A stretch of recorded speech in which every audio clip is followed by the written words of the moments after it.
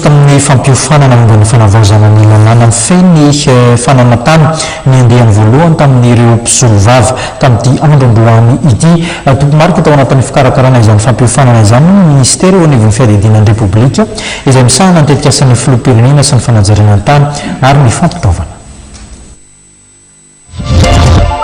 Mpisolo vava manodidina ny 90 no nanatrika ny fampiofanana izay ny ministera eo anivon'ny fiadidinan'ny repoblika misahana ny tetikasan'ny filoham-pirenena, ny fanajariana-ny tany ary ny fampitaovana tamin'ny alalan'ny direction générale des services fonciers na DGSF tetsy amin'ny efitra ny planina nosy androany. Nampahafantarina azy ireo nandritra izany fotoam-piofanana izany ireo fanavaozana amin'ny lafin'ny lalàna momba ny fananantany. Tena ilaina tokoa ny fampiofanana tahaka izao ireo mpandahateny nandritra ny fotoam-panokafana satria dia efa hony antsasaky ny ady any amin'ny fitsarana na ady madio izany na deloka dia mikasika ny fananantany avokoa. Nanambara moa ny tale misana ny fananantany fa tena iankina ny fampandrosoana ny fahafantaran'ny olona ny zony amin'ny lafin'ny fananantany.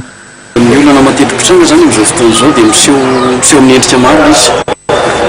Anisan'izany ny fifanitsahana amin'ireny karazana atao hoe taratasy tany na hoe titre zany mazava azy, fifanitsahana amina tany anankiray.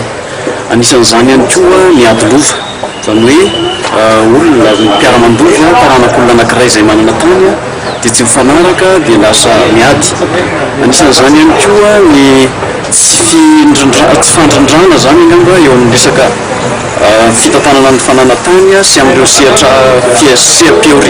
seha-piariana sasany toy ny hoe fitrandrahana arenan-kibon'ny tany, fambolena any amin'ny tany be velarana dia ireny dia miteraka olona ny ara-piarahamonina daholo amin'ny resaka fananantany. Ka ny fiafaran'ireny olona ireny dia tsy maintsy eny anivon'ny fitsarana avokoa. Ka matetika dia tsy maintsy maka n'ireny mpisolo vava ireny ny olona izay manana olana ara-tany.